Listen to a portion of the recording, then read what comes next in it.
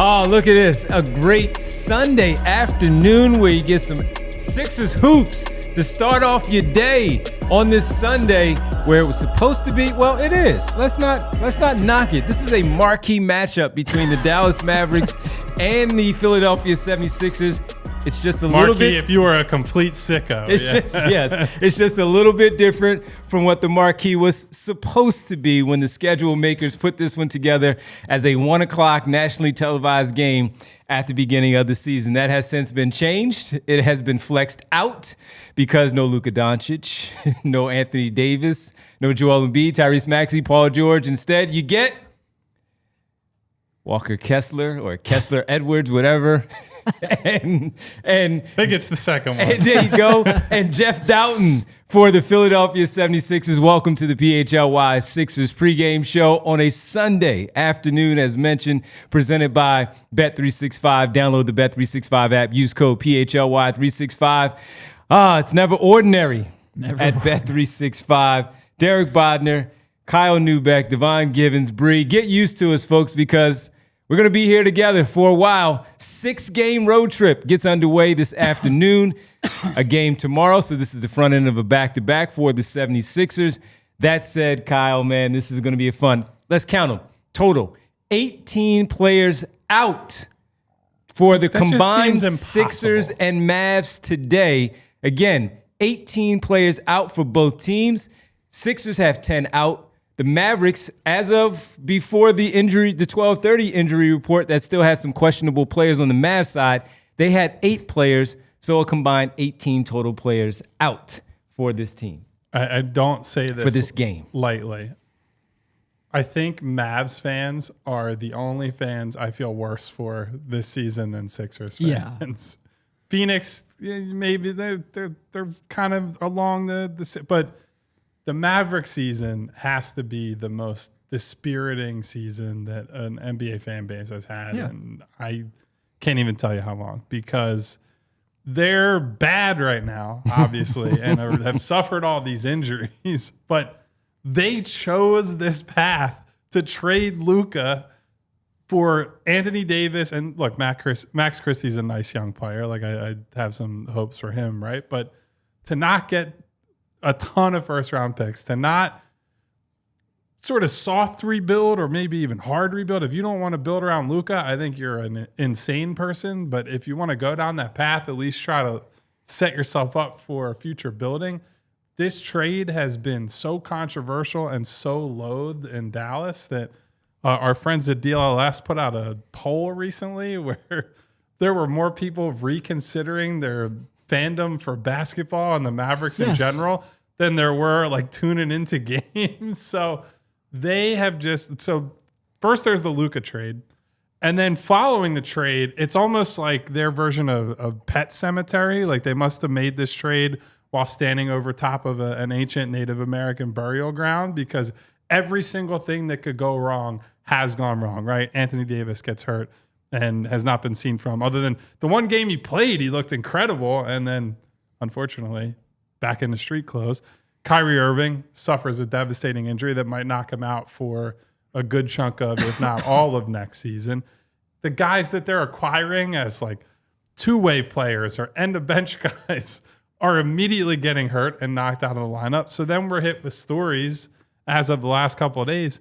The Mavericks might have to forfeit games. They're down so many bodies right now and have so few options to fill out the rest of the roster. So it's really like trauma Olympics right now between Sixers fans and Mavs fans. Like, oh yeah, our 25-year-old star got traded in his prime. Oh yeah, our 31-year-old now, Joel Embiid. Happy birthday. Our 31-year-old star can't stay on the floor because his knee has a degenerative condition. But it's just like, the whole thing is just absurd. It really is, because it's two teams super depressed and two teams not really excited about their future, but for very different reasons. And Kyle's right. I think it's one thing for a now 31-year-old, again, happy birthday, to look like his physical prime might be over.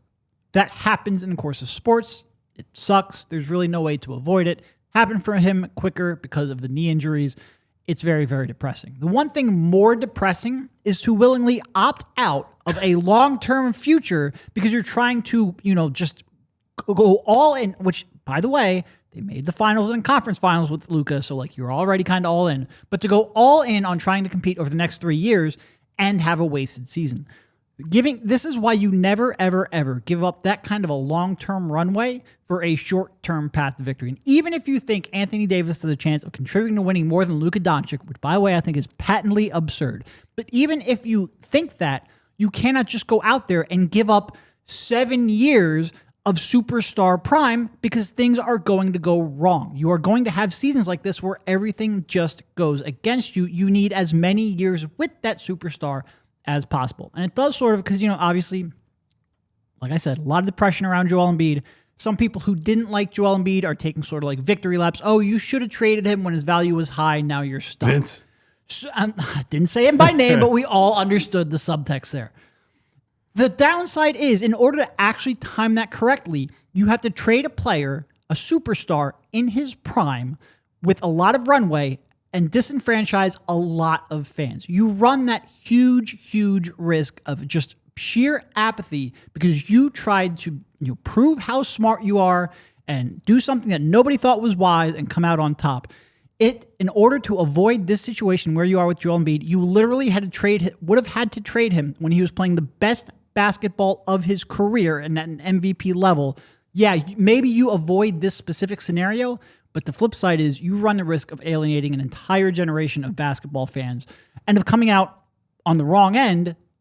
It's just, this is why I'm a big believer when you have someone that's a legitimate franchise player that's giving you that kind of production, playing at that level, you ride him out and you just see how long it's going to work. Lakers are a game and a half back of the second seed overall in the West, behind Houston, Denver, and Memphis, who are all tied right now, 43-25. Lakers 40-25. Doncic's stats with the Lakers alone: 13 games played, 26, 8.6 rebounds, 7.6 assists, 1.8 steals, shooting 34% from three and 41 from the field overall for Luka Doncic and the Los Angeles Lakers. And to Kyle's point also about forfeiting games, that's because of their two-way players playing too many games, that they're getting into the threshold of the allotted amount of time that they can actually take the floor as a two-way player. We talked about that before with the Sixers before they had to convert Justin Edwards to a standard NBA contract. Well, because of, I believe it's Brandon Williams, Kessler Edwards, and maybe a few other players, to Kyle's point, they could be in danger of forfeiting games because of the too many games played for the Dallas Mavericks. Look, we will run into instances down this final month of the season where you will have teams that are resting healthy players because they want to lose. Natural, we have a lottery system. This is not one of them. They have just been absolutely decimated with injuries at every level. And like Al said, I actually feel bad for Mavs fans. I almost never feel bad for fans of other franchises. I feel bad for Mavs fans. Yeah, because the Sixers fans deal with so much. It's like you hear people complaining. It's like, buddy, why don't you have a seat over here and listen to Sixers fans' problems? But this is and also when I was chatting with some people in our Discord, our diehard Discord yesterday, who they brought up the forfeiting thing for the Mavericks and talked about how it's a sign of the NBA being a deteriorating product. And look, we can have conversations about the issues with the current NBA product.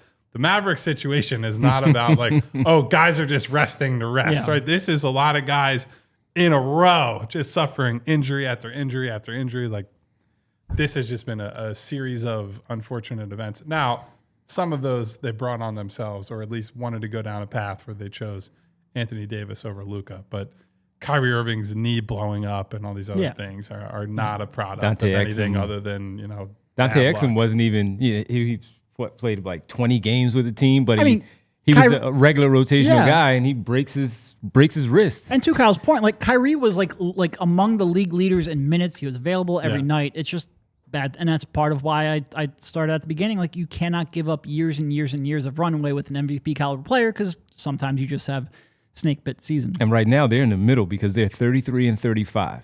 That's a play-in team, baby. That's a play-in team. You got to give them their respect. They're a game and a half in front of the Suns, who are trying to make the playoffs in the play-in. They're a game back of the Kings for the 9th spot right now. That's probably where they're going to live between 9, 10, and 11 as the season continues to play out. So when you talk about them not wanting to win games either, well, part of it is just simply because guys are not available. But they are firmly in that play-in conversation because of just being a game back of the Kings and right there with the Suns for just being out of it. And I don't know what their draft the Blazers situation weren't is. as far back as they were. Honestly, I would back them. Yeah. To No, they're overpass playing it, but better like ball for they're sure. 5 5 and a wins half. behind them, Yeah. so that's tough to pull. If they had won a few more games early in the year and it was a smaller gap, I could easily see them pushing to 10. But yeah, I mean, between Phoenix behind them, we know wants to make it. They want to make it, but they're a mess. The Spurs are clearly, no Fox, no Wemby the rest of the year, so they're out of it. The Blazers are really the only team. Oh, Phoenix, yes, but I have no trust in Phoenix. No, either, nobody so does. No, I honestly would back the Blazers to make up. They could lose to the Kings. 5.5 game gap before I would back the Suns right now. So with that, both guys mentioned the league stuff hovering over the NBA. Derek talked about guys missing time and teams wanting to lose purposely at the end of the season. Sixers have 16 games remaining, by the way, including today. The investigations have started with the Sixers, the Jazz, the OKC Thunder getting popped, and investigation-wise for sitting 5 starters in their game. So when you look at it, Derek, and you bring up the fact that teams are resting and the investigation part goes, where do you sit on all of this? Because OKC, Utah was fine because of Lowry marking, and the Sixers are being investigated because of their shenanigans, if you will, with their resting of players. Would they actually have players that are hurt? Like their star players are actually hurt, but Rich, he mentioned it the other day, nationally televised games, and they're all-stars, and they're sitting. But each of them have 2 injuries apiece that would cause them to sit. That's a whole nother thing. But just where the NBA is right now with the investigations and all being included, including the 76ers. Yeah, and look, as a reminder, the player participation policy only applies to players who were either an all-star or an all-NBA in the previous 3 seasons. So, like, some of these players that are being rested just wouldn't fall into that bucket. Most players being rested wouldn't fall into that bucket. And for someone like, you see a lot of people, well, why are the Sixers being investigated, not the Mavs? Well, the Mavs' top 2 guys are very, like, Kyrie has an ACL tear. Nobody's going to expect him to play in a national TV game while he has an ACL tear. So it's easy to write those players off. The Sixers get some scrutiny because I think some people think, well, Tyrese Maxey, if they were in a playoff race, he could probably be playing.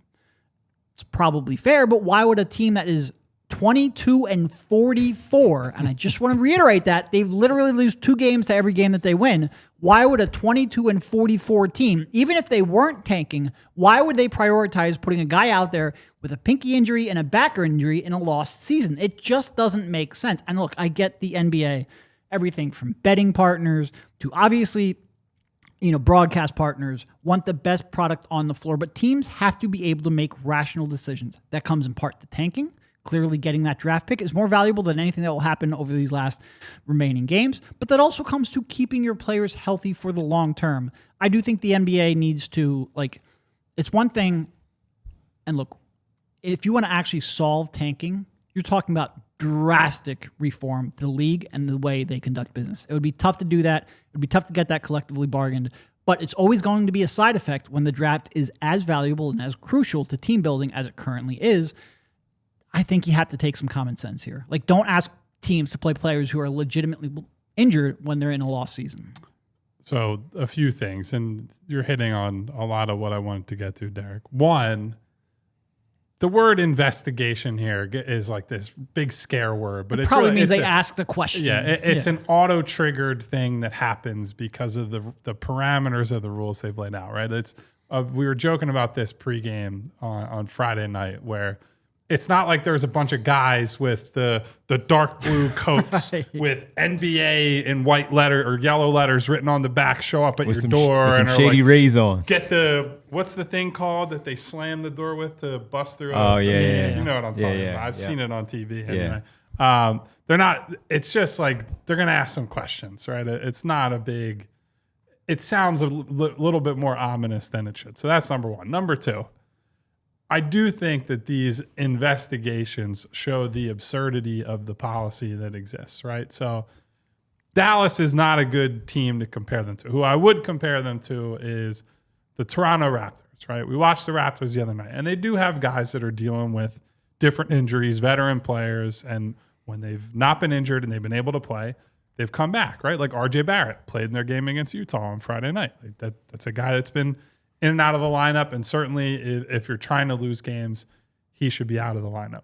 But Immanuel Quickley sat the Sixers-Raptors game on Wednesday night for rest.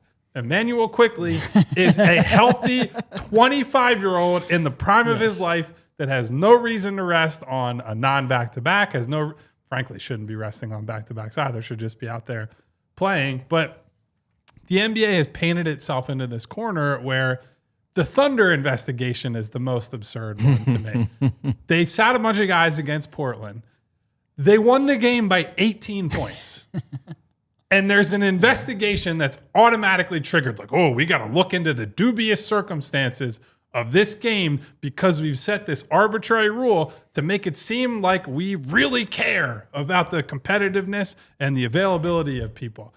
If you actually cared, as Derek brings up, you would need to collectively bargain some things into the league that would be controversial on multiple fronts, right? Like the one I always bring up, fewer games, no back-to-backs. Play whatever it is, 65 games, because that's the threshold now for all the awards. If you cut down those games and you play fewer games a week, guys will be more available because every single one of those games means more for the standings and they just have more lead up time to the games. Why are people interested in football? Well, part of it is because the scarcity, right? It's only once a week. Your team plays one time, and if it's a bye week, you don't see them for 2 weeks, right? And they get that whole week to plan, to rehab, to fight back from injury, whatever.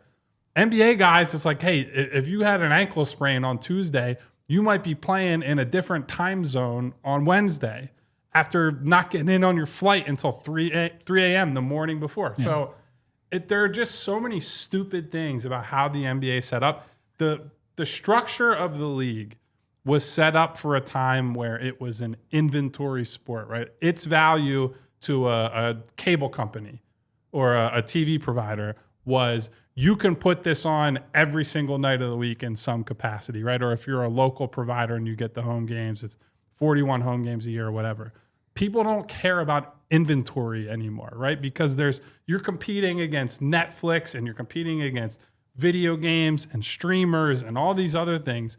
You need to make the sport better for every game that it is available, or people will continue chiding your products. All these investigations, all this nonsense about, well, this guy made an all-star team 2 years ago, so sitting him in this back-to-back, $100,000 fine. Like, it's the whole rules setup is just ridiculous. Yeah. The NBA doesn't care about fixing the problem. They just want to make it look They care about better. the optics. Yes, 100%. And the one you mentioned, the Immanuel Quickley part, the other one that really stands out was when they were actually winning the game by 10 and they lost in the final 2 minutes, I think it was. And they sit everyone. Because they sat everyone. Everyone. Yeah. Scotty Barnes, RJ Barrett, Immanuel Quickley, they all had to sit in that particular game. By the way, teamwork. Great job, Toronto Raptors. They have won 3 games in a row. They are right now to hashtag We the North. Hashtag We the North. We should get a We the North banner in here. Slap it on the tank helmet. They are a game and a half up on the Sixers right now, and they play the Sixers at the end of the month one more time. So as the guys said last Wednesday when they played the Raptors, the 2 most important games going forward with the Sixers and the Raptors. Raptors right now on a 3-game winning streak. You've won 6 out of 7. And they're trying to lose. Yes, and the Sixers, as Derek put on Twitter, have lost 15 of their last 17 basketball games that they have played. And the wins are Utah, which they're definitely trying to lose. And Golden State. Golden State, which that one's the big outlier, right? And that was just Quentin Grimes having an out-of-body experience. Yeah. Jimmy Butler sits that night. Yeah, all of that stuff. Let's get to the injury report here because, as we said at the top of the show, extensive. 18 total players listed as out. I didn't see if anything changed on anybody else's. Actually, no, it's now 19 because Caleb Martin is a part of that group. He's now out. No. So the Mavs have 1, 2, 3, 4, 5, 6, 7, 8, 9 total players out to the Sixers 10. Adembona now added to that list because of the sprained ankle. Legit sprained ankle on Friday night. We think it's legit. It looked like it hurt, but Could he play? Would he be playing if this game Nick meant did something? mention it after the game where he said something like, I was surprised at how well he was moving after the ankle issue. So certainly something that... But a day off, the swelling happens. You're no longer moving as much. So ankles are tricky like that. It Right? is. Like I personally have never dealt with them, but everyone I know, like I think Rich actually has a decent amount of experience with ankle issues, and he has said like when you play through it at first, it's you can kind of run through it and you don't notice it, but then you wake up that next morning and you look down and you're like, oh boy, this ain't good. Welcome to my Rothman Orthopedics Knock segment on here. wood, I have mostly skipped the ankle injuries. I just go right to the breaks. Like I break my foot. Oh, I've had them all. I had the bone bruise in the ankle. What they wanted, they wish I would have broken it. Had the bone bruise in my ankle, many swellings. Rich goes off because these guys are wearing low cut sneakers every night, but that's what they're used to, and you get used. So here's the Sixers: Bona out, Drummond, Embiid, George, Gordon, Lowry. We already know about those guys. Maxey, same thing. McCain, Oubre, and by Lonnie the way, Walker. there's a typo on his injury listing where it says he had meniscus surgery instead of surgery. And the funny part is on the firing keyboard, on all cylinders in Sixers world. the G and Y are near each other, but not next to each other on your keyboard. So Also, just copy paste. He's been on the injury report for 3 You didn't months. have to update anything. He had meniscus surgery like December. however many months ago that is at this point. Yep. So on the Dallas side, Anthony Davis, Dante Exum recently for the wrist fracture, Daniel Gafford. Jaden Hardy yesterday was doubtful. You thought it was going to be out. He is out. Kyrie Irving, ACL. Kai Jones was actually questionable as of yesterday and this morning. Left quad strain, out. Former Sixer, fantastic. Derek Lively been out for most of the season. Caleb Martin also been questionable yesterday and this morning, out. Still left hip strain. He is out. Olivier Maxime Prosper, out. Great name, by the way. Yes. So that's the 9 for the Dallas Mavericks. So a total of 19 total players for the Dallas Mavericks and the Philadelphia 76ers out for, once again, this marquee afternoon 1 p.m. matchup in Dallas. 19. Derek, when I was yelling at Bree, not yelling, I was yelling from across the studio in the office to tell Bree, change it from 17 to 18. and Derek says, that seems like that's impossible. It does. There's only 30 players between two teams to have 19 of them unavailable. I have never seen anything like it. So they did add, you said Chuma Okeke is back? He is. Yeah. That's another 10-day, 10-day? I believe. Yeah. Right. All right. Fantastic, man. Gotta love Fantastic. Chuma. Yes. So, all right, let's get to the starters for this one tonight. I don't know if this is actually a new lineup. I'm trying to think. I think it is because I don't think it Ricky is. has started with these guys. I Yeah. think Butler, Grimes, Yabu, Edwards have probably. So if that's the case, it's number 43 now. For I would have to double check. Though. I'll Yeah. double I'm check I'm while not you're positive talking. on that, but I don't think Ricky has started with these specific 4 guys. All right. So Yabusele at the 5, Ricky and Edwards in the front court along with him. Grimes is back with Jared Butler getting the start at the point guard position. Those are your 5 starters for the Philadelphia 76ers. So off the bench, career high man from Friday night. I was going to say Jeff Doughton, New lineup confirmed. 43. I have certainly been a Jeff Doughton skeptic or critic or however you want to put it on this show and in written form, but You've been feels a down. little dubious to say, hey, you have back-to-back career highs and played really well in both those games, and you're the guy coming off the bench. I don't know. That seems like a stealth tanking move by Nurse a little bit. So you mean prior to this week you were Doughton, Jeff Doughton?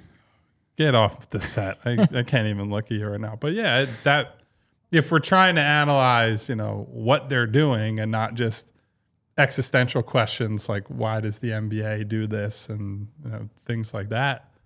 I don't know. That's a little bit strange that Doughton, while he's in the middle of a real heater here, wouldn't get the nod over. And he Because started- Butler hasn't played all that well either. He started last game too. You would think you would just not change that. Yeah, it's hard to me get too outraged over a starting lineup when it should be a Delaware Blue Coat starting lineup. But Well, it still is. But yeah, given how well he has played, I thought he'd been in that starting lineup. Yeah. So there's that. So with that, before we get to the pregame pick segment, which I still have to make sure Bree has all of that stuff as we were talking and doing other things, I did want to play a little quick question game with you guys because of the players on the Dallas side. How well do you know your opponent kind of thing? Just because quick. 3, just a ABC question, and you tell me which one you think it is for these guys. Start off with Najee Marshall, fan of the show favorite here that we looked at. I was gonna say, him. if he's a fan of the show, like he happy was to have him on. Happy If to you- have Very him random, on. very Happy to have him random. on. So Najee Marshall, career high in points. I'll give you 3 options, and I know you guys know these players well, so let me just run this through you. A, 29, B, 34, C, 24, Najee Marshall, career high points. I'm going with 29.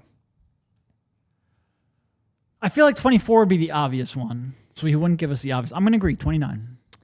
The answer is B, 34. Really? March 9th of this year against the Phoenix Suns. Oh, he just said He it. just said it, and he also had 10 assists in that game. for a Wow. career high. Yeah. If you would have told me he had a 34-point, 10-assist game, I never would have guessed that. Yeah. Najee Marshall career scoring average of 8.5 points per game. 34 was the career high. Next one, Walker Kessler. That's not him. It's Kessler Edwards. Points. You just got Vince very excited. Kessler Edwards. A, 22. B, 15. C, 17. These are also points. So 22, 15, and 17. 22, 15, 17. I'll go with 22. I'll go with the high end this time. All right, I'll go 15. Kyle was right. Yeah, I was.